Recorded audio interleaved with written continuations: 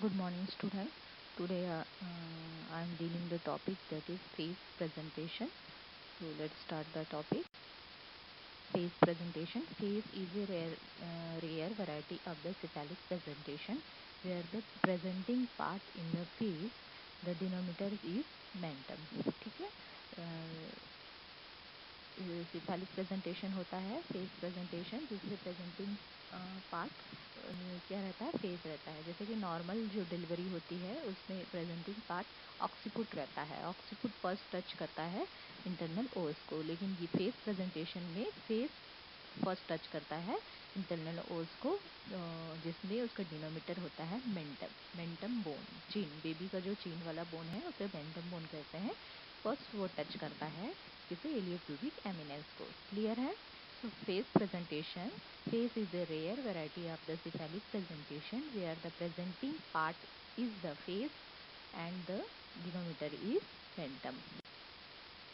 The position of the face is right mento posterior, left mento posterior, left mento anterior and right mento anterior. ठीक है। इससे पहले जैसे आरोपी में मैंने सबका पोजीशन शो किया था स्लाइड में, वैसे ही फेस प्रेजेंटेशन का है, लेकिन क्लियर होना चाहिए, थोड़ा सा डिफरेंट है। ठीक है। ये फेस प्रेजेंटेशन की पोजीशन है engagement diameter of the head. इसका जो एंगेजमेंट रहता है डायमीटर सब मेंटो प्रेगमेटिक दैट इज 9.5 सेंटीमीटर।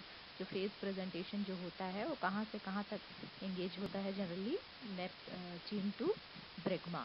ठीक है। नेप ऑफ द नेक सब मेंटो। ठीक है, सब मेंटो, इसलिए नेप ऑफ द जो चीन है वहाँ से लेकर ब्रेगमा तक रहता है। कितना सेंटीमीटर? 9.5 सेंटीमीटर रहेगा बिकॉज ऑफ द बेबी का पोजीशन बिल्कुल स्ट्रेट रहेगा और हेड बिल्कुल एक्सटेंड रहेगा, इसीलिए एब्डोमेन का जो शेप है वो एच शेप्ड दिखाई देगा। ठीक है। लेटरल ग्रिप हम चेक करेंगे एब्डोमेन एग्जामिनेशन में, तो नॉर्मल जैसे एब्डोमिनल एग्जामिनेशन होता है ऑक्सीपुट पोजीशन में जैसे होगा, एक साइड फीटर का फीटर का बैक साइड रहेगा, एक साइड लिम्स आपको नॉर्मल की तरह फील होगा। ठीक है। वजाइनल एग्जामिनेशन से हमको कंफर्म होता है कि ये फेस प्रेजेंटेशन है। ठीक है। तो जब हम पीवी करेंगे तो mouth malar eminence is not in line but in breech, anus initial tuberosity are in the line. ठीक है। जब हम पीवी करेंगे तो पीवी करेंगे तो 2 फिंगर में अपन को बेबी का जो मोलर एमिनेंस है, मोलर बोन है, वो टच होता है, प्लस लिम्स बेबी का जो टंग है वो फील होता है। ठीक है। सकिंग रिफ्लेक्स करते हैं बेबी। ठीक है। उससे कंफर्म होगा। मान लो अगर वो ब्रीच प्रेजेंटेशन है, तो ब्रीच प्रेजेंटेशन है तो हमारे फिंगर्स में क्या मिकोनियम फील होता है। ठीक है। उससे कंफर्म होता है कि ब्रीच प्रेजेंटेशन है। अगर फेस प्रेजेंटेशन है तो सकिंग रिफ्लेक्स रहेगा। ठीक है। सेकंड में लिखा हुआ है sucking effect of the mouth, hard एल्यूलर on the margin, baby के जो माउथ है, ठीक है, जो गम्स है वो फील होंगे। ठीक है। एब्सेंस ऑफ मिकोनियम, क्योंकि ब्रीच प्रेजेंटेशन नहीं है तो मिकोनियम नहीं रहेगा। ठीक है। एंड ये सारे तो क्लिनिकल एग्जामिनेशन है, सोनोग्राफी और रेडियोग्राफी से तो कंफर्म हो जाता है कि woman is having face presentation. ठीक है। तो ये आपका डायग्नोसिस है। Now next is the management. Short में एग्जैक्ट मैनेजमेंट है, इसके पहले आपको लिखना है पूरा हम पूरा मैनेजमेंट जो करते हैं, प्रिपेयर करना। ठीक है। लेबर ट्रॉली सेट करना, पेशेंट को प्रिपेयर करना, साइकोलॉजिकल सपोर्ट करना, ट्रे रेडी करना। ठीक है। फर्स्ट स्टेज ऑफ मैनेजमेंट वो पूरा आपको लिखना है। एग्जैक्ट मैनेजमेंट में ये चीज़ आएंगे। ठीक है। वजाइनल डिलीवरी में जनरली हम जो वजाइनल डिलीवरी करेंगे उसमें पेशेंट को हमको मीडियो लेटरल एपिसेटोमी देना पड़ता है, क्योंकि फेस प्रेजेंटेशन है। ठीक है। इसी कारण हमको एपिसेटोमी देना है, वो भी मीडियो लेटरल साइड में। ठीक है। हमेशा पेरिनियम के राइट साइड में ही एपिसेटोमी देते हैं। ठीक है। लेफ्ट साइड में इसलिए नहीं देते क्योंकि लेफ्ट साइड ऑफ पेरिनियम में प्यूडेंटल जो नर्व्स और जो आर्टरीज है वो रहते हैं। ठीक है। अगर उस तरफ हम कट करेंगे, एपिसेटोमी देंगे तो हैवी ब्लीडिंग होने के चांसेस रहते हैं। इसलिए हमेशा जो डॉक्टर्स रहते हैं, लेबर करते हैं, वो हमेशा मीडियोलैटरल मतलब राइट साइड ऑफ पेरिनियम में ही मीडियोलैटरल एपिसेटोमी देते हैं। ठीक है। ये वाइवा में पूछते हैं, आपको मालूम होना चाहिए। मिडिल लेटरल एपिसिटोमी देंगे, ठीक है, या फिर मैनुअल रोटेट करके देखेंगे जो डॉक्टर्स हैं, ठीक है। बेबी का हेड को रोटेट करेंगे। अगर पॉसिबल नहीं है, एकदम बहुत मुश्किल है, तो ऐसे कंडीशन में ही हम सिजेरियन सेक्शन के लिए ट्रांसफ़र करेंगे और बेबी को फिर आउट करेंगे। So this all about the face presentation. Next is the brow presentation. Bro is the rarest variety of cephalic presentation where presenting part is bro and the attitude of the head is short and degree of the extension necessary to the produce face presentation. ठीक है.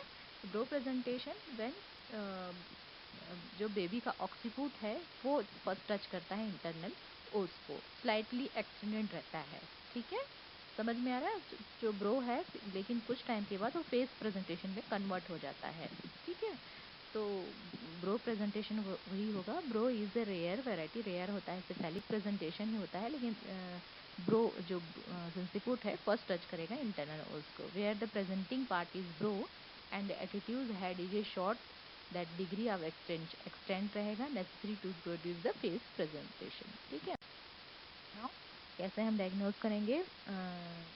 PV के through. बाकी जितने भी हम palpate करेंगे inspection का, lateral grip अपर, पूरा नॉर्मल जितना रहता है उसी की तरह रहेगा. नॉर्मल जितना हम चेक करते हैं, lateral grip, upper pole, lower pole, pelvic normal रहेगा. बस पीवी हम करेंगे तो position is to be confirm the vaginal examination by the palpating the supra orbital ridge and anterior fontanelle. ठीक, पीवी करेंगे तो supra orbit ridge first touch होगा. Supra orbit rich कौन सा है पीवी करेंगे तो बेबी का जो है सिंसिपुट है वो टच होता है, ठीक है. और एंटीरियर फंटनल पेरेग्मा टच होगा, ठीक है. तो इससे कंफर्म होता है कि ये ब्रो प्रेजेंटेशन है, ठीक है. और लास्ट में सोनोग्राफी के थ्रू भी हम कंफर्म कर सकते हैं, ठीक है. मैकेनिज्म ऑफ लेबर में इसका डायमीटर ब्रो प्रेजेंटेशन का क्या रहेगा? मेंटो वर्टिकल, जो कि सबसे फीटल स्कल का लार्जेस्ट डायमीटर है, that is 14 centimetre. Mento vertical कहाँ से कहाँ रहता है? Mento vertical, it is the mentum bone up to the mentum bone, the highest point of sagittal suture, that is 14 centimetre, ठीक है. आपको मालूम होना चाहिए ना. Next is management. इसका मैनेजमेंट भी सेम है. आपको पूरा इसके पहले पूरा केयर है, जितने भी हम केयर करेंगे मदर का, वो सारी चीज़ें प्रिपरेशन वगैरह लिखना है. एग्जैक्ट मैनेजमेंट पे आपको लिखना है. सबसे पहले मैनुअल रोटेशन करेंगे हम. मैनुअल रोटेट करके हम बेबी का हेड को रोटेट करने की कोशिश करेंगे. अगर नहीं होता है तो हम सिजेरियन सेक्शन के लिए बेबी को ट्रांसफ़र करेंगे, मदर को, ठीक है, ताकि दोनों में प्रॉब्लम ना हो, ना बेबी को ना मदर को. क्लियर है? क्रेनियोटोमी अगर बेबी की डेथ हो गई है तभी हम करते हैं क्रेनियोटोमी, ठीक है. इसमें हम क्या करेंगे? बेबी के जो स्कल को डेथ हो जाती तभी करेंगे. बेबी के स्कल को कट करके उसके गर्ट को छोटा कर दिया जाता है, बेबी के हेड को. फिर वो अपने आप ही बेबी सर्विक्स से बाहर आ जाता है. क्लियर है? नॉर्मल डिलीवरी ऐसे हो जाती है, ठीक है. ये if the baby is dead, that time only we have to do in craniotomy, ठीक है. So these are about bro presentation. Now transfer lie when long axis of fetus lie perpendicularly to the maternal spine or centralized uterine axis, it is called transfer lie, ठीक है. Transfer lie हम कब कहेंगे? When long axis of the fetus lies is maternal spine, ठीक है. Maternal जो spine है, mother का जो स्पाइन है, उसके जस्ट बिल्कुल सेंटर में वो अगर बिल्कुल सीधा ट्रांसफर लाई में अगर सिचुएटेड है बेबी, तो ऐसे कंडीशन को हम बोलेंगे transverse lie position. When the long axis of fetus lie, long axis of fetus lies, baby का जो स्पाइनल है बिल्कुल लॉन्ग एक्सिस, ठीक है, वो कहाँ सिचुएटेड रहेगा? बिल्कुल सेंट्रलाइज इन मैटरनल स्पाइन और centralise uterine axis, it is called transverse lie. Clear? Diagnosis of transverse lie हम कैसे डायग्नोज करेंगे कि woman is having transverse lie position baby? Abdominal examination हम करेंगे. इंस्पेक्शन में uterus look broader and often asymmetrical, ठीक है. जो इंस्पेक्ट करेंगे तो हम मदर का जो एब्डोमेन का शेप हो वो एसिमेट्रिक, सिमेट्रिक ओवल शेप नहीं रहेगा, एसिमेट्रिक रहेगा, लार्ज रहेगा बिल्कुल, ठीक है. और पेल्पेट करेंगे तो फंडल grip less than period of फंडल grip है वो जितना उनका जेस्टेशन वीक है उससे ज़्यादा ज़्यादा उनका आएगा फंडल ग्रिप, ठीक है। फंडल हाइट फंडल हाइट ज़्यादा आएगा। फंडल ग्रिप चेक करेंगे अपर पोल तो breach and head is not favourable, ठीक है। नहीं ऊपर का क्योंकि वो ट्रांसफर पोजीशन में है बेबी ट्रांसफर बिल्कुल, तो ऊपर अपर फंडल ग्रिप में बिल्कुल कुछ एम्प्टी फील लगेगा ना, उनको सॉफ्ट ग्लोबुलर फील होगा ना ही हार्ड ग्लोबुलर मास कुछ भी फील नहीं होगा, ठीक है। नाउ लेटरल ग्रिप करेंगे तो लेटरल ग्रिप में एक साइड में आप देखेंगे तो उन सॉफ्ट ग्लोबुलर मास फील होगा, वन साइड में हेड ग्लोबुलर मास फील होगा क्योंकि एक साइड में बेबी का बटक्स है लेफ्ट वन साइड में और वन साइड में बेबी का हेड है। And back is felt in anterior across to the long axis of torso anterior.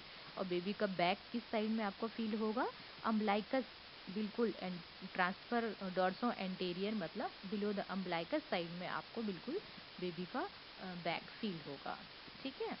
The pelvic grip the lower pole of the uterus is found empty. जब pelvic grip में आप check करेंगे engagement हुआ है कि नहीं, ठीक है, उसमें चेक करेंगे तो पेल्विक ग्रिप बिल्कुल एम्प्टी रहेगा, बिल्कुल आपको कुछ फील नहीं होगा, ना हार्ड ग्लोबुलर मास ना सॉफ्ट ग्लोबुलर मास क्योंकि बेबी ट्रांसफर पोजीशन में है, ठीक। Now auscultation, FHS fetal heart sound is heard easily much below the umbilicus in dorso anterior. Dorso anterior position है, इसी कारण बेबी का जो FHS है वो अम्बलाइकस के बिलो ही आपको फील होगा, ठीक है, क्योंकि उस साइड में ही बेबी का बैक है इसीलिए, ठीक है, below the umbilicus. Under sonography radiography confirm the diagnosis, और सोनोग्राफी से कंफर्म कर सकते हैं। Vaginal examination during pregnancy, the presenting part is so high that is cannot be identified properly, but one can be feel some soft part, ठीक है। जब हम PV करेंगे तो आपको कुछ भी समझ में नहीं आएगा क्योंकि ना हेड एंगेजमेंट है ना बटक बीच प्रेजेंटेशन है, ठीक है। इसीलिए जो पीवी करेंगे तो आपको एम्प्टी फील होगा और प्लस सिर्फ मास सॉफ्ट पार्ट ही आपको फील होगा, क्लियर है। तो कोई ऑप्शन नहीं है, सिजेरियन सेक्शन ही कराते हैं आजकल, सिजेरियन सेक्शन ही प्रेफर करते हैं, क्लियर है। मैंने compound presentation, what do you mean by compound presentation?